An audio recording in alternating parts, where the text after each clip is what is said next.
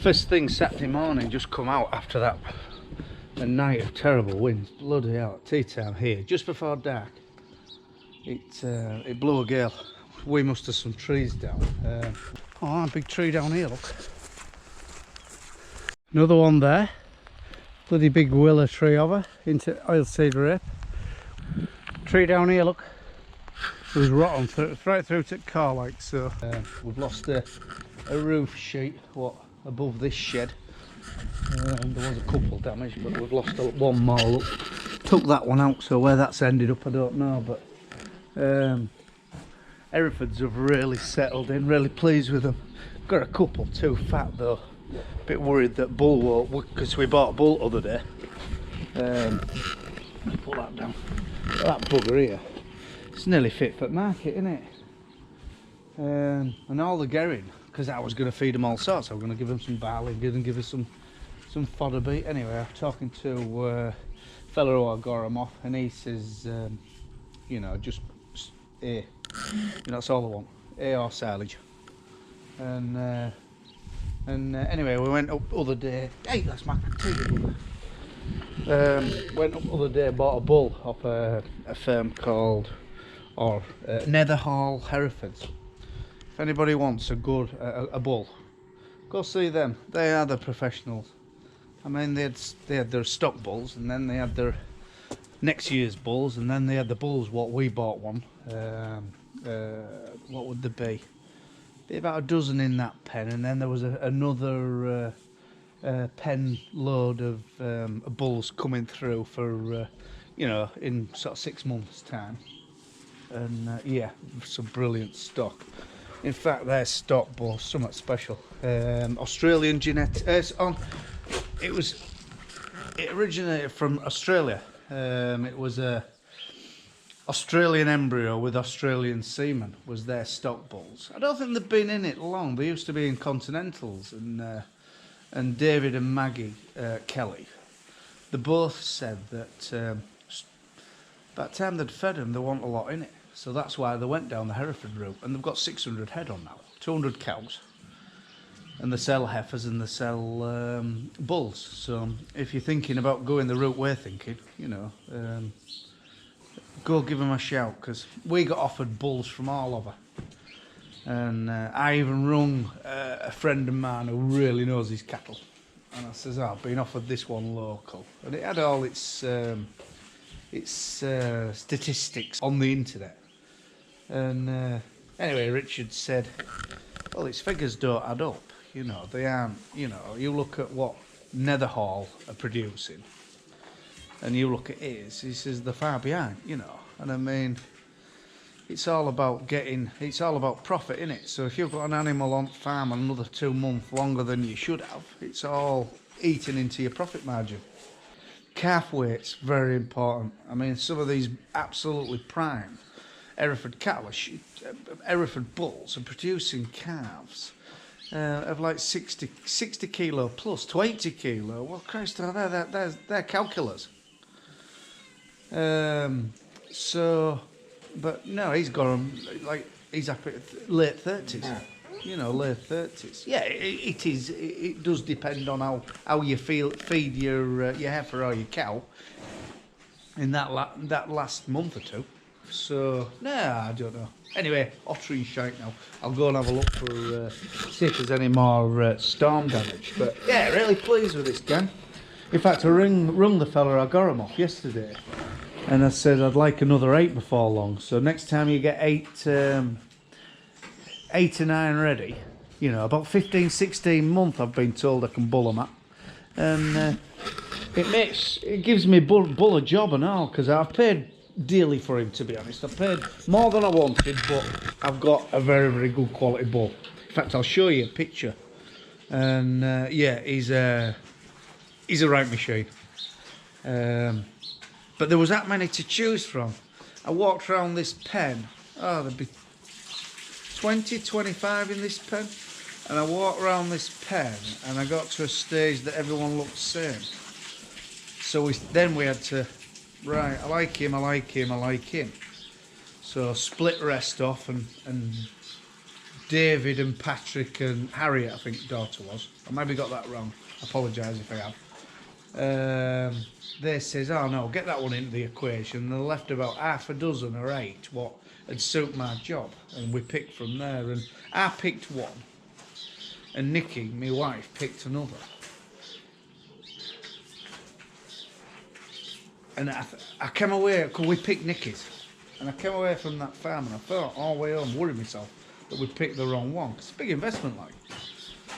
Anyway, I spoke to David yesterday, and he says, no, you did right, you did your job right, you got the best bull out of that pair. He says there was nothing wrong with the other one, but this one better on his feet. He was slightly older, so he was a little bit bigger shape, and I think he's the right bull. Yeah, David, he put me mind at rest a little bit yesterday. So, but yeah, Netherhall Herefords. If you want any stock or any information, lovely people and all, go see them. You used to kill cats, didn't you, Jet? Well, we got our own. I don't know. It's strange. We saved that cat. Well, a litter of kittens. They were under some bins, and it was either. And we had to gas these bins. We fumigate them. So they had to be moved, and we kept 2 of them and gave another 3 away to different farms. Anyway, only about a week or 2 before, Jet and Bella killed a cat in the yard, you know, and then we brought them 2 into our house, and they knew instantly that they were to be eaten. Did you, Jet? You big dozy dog. Just getting this fueled up so Phil can take it back first thing. Actually, I quite like it. I've only moved it out of the shed, and a little bit of a small entrance, but big enough, like. Quite a nice environment in here. Oh, very nice. I mean, all controls feel good. Very nice in boom and one thing or another. But yeah, for an old machine, 07, she feels very tight. But yeah, it's done 5,400 hours, so it hasn't done a lot. But I don't think these big machines do a lot. I think they get on these sites and they have a kind home. You know, not like raving into muck hills and bloody pulling trailers and one thing or another, and raving into yards, mucking out, straining their guts out. A lot of these big machines are carrying like a pallet of bricks about to put up on scaffolding and that type of stuff. They don't do a lot of groundwork, so but I think there'd be a good buy if you can warrant one with a 10 metre reach. But yeah, it's quite nice in here. Very visible. Oh, but boom, I mean, all teleporters, when you get your boom up here, gets rid of visibility. We did have a look on the engine, and in fact I'll show you.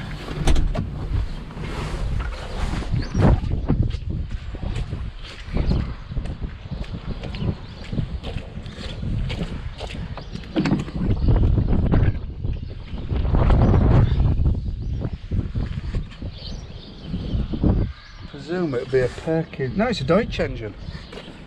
Deutsch engine. A lot of room. You know, there's your engine there with radiator, and then back here you've just got a big oil pump driving everything. Basically, I presume your hydrostatic driving everything. Yeah, I'm no expert, but yeah, there's loads of room. But you could have that engine out in bloody half a day. You know. So I don't know where ours is. It's tight, our Manitous is tight and they're complicated. There's no room to work on. Oh, just like to say happy birthday to our mechanic Frank. Happy birthday, Frank. Yeah, you do us good service, and thank you very much for looking after us. So yeah, I tell you what, this machine is bloody good on fuel. Phil drove it. 10 minutes down the road. So 10 minutes road work, and it'd be going, I would reckon, 4 hours constant yesterday. You know, obviously on a job like that it's a lot of stop start, but it'd be running 4 or 5 hours. And it used, well, I zeroed the clock at about, thought, oh, I'll check it. So I've got 8 litres on there, and probably before I realised there'd be 2 litres. So it'd do 10 litres of fuel, that's all yesterday, so very, very economical. But yeah, good machine. shed builders, I don't think there's anything else. These bloody things are certainly growing. For a load out on Friday. Oh, there don't seem to have been here that long. This yard hasn't done so good. This yard has done brilliant. I don't know for what reason. That yard over there a little bit plain. The first yard with 300 in, that's done fantastic. But they did come in are quite heavy pigs.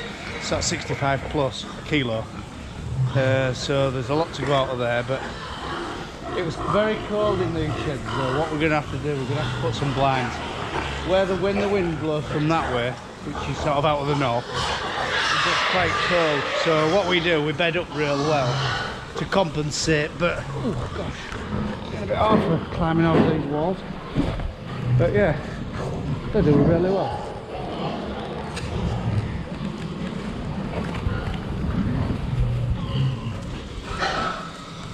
Shed's still stood up. There was no movement last night when it was absolutely gale force. We were actually putting some braces up, which we shouldn't have been, but I was up at man basket. No one was in danger. Well, I was a little bit. I wasn't putting anybody else at risk, but we just wanted some braces up just for peace of mind.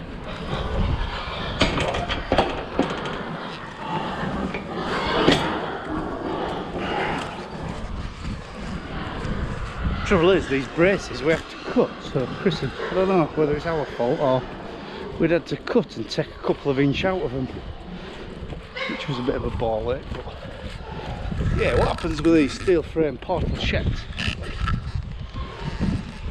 like if you didn't have them top bits there and that cross bit there and that cross bit there, there's another one to go on there, it would be very wibbly wobbly. Well, that structure there, there's two more to go in here where them straps are. If you didn't have them, it'd be very vulnerable. I mean, we don't get snow like we used to when I was a kid. Oh, we forever had 6 inches snow. But now you very rarely see snow, but there is a possibility of getting a bad winter. When you get a foot of snow, you'll get 8 inch, 12 inch of snow on this roof.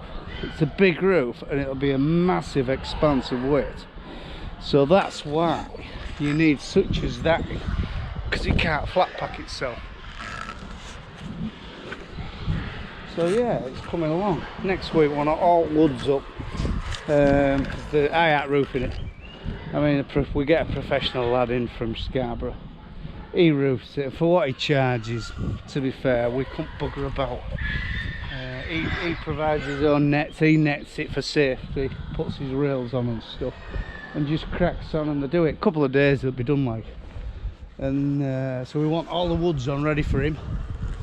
Next week we aren't going to do much. We maybe do one more Bay of Yorkshire boarding, then we're going to straighten everything up and order panels, order concrete panels. Maybe put these, there's 2 pillars to go in this end, maybe put them 2 pillars in, and while we're on we'll put 2 pillars in the middle for the concrete walls. Then we'll have a good measure up.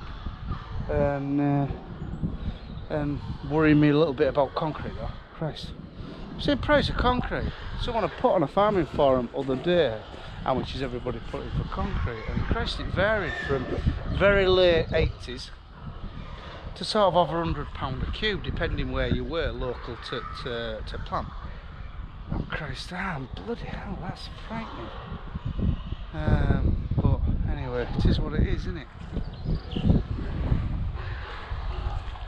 Trouble is, this shed's no good until it's full of pigs. I mean, I might as well.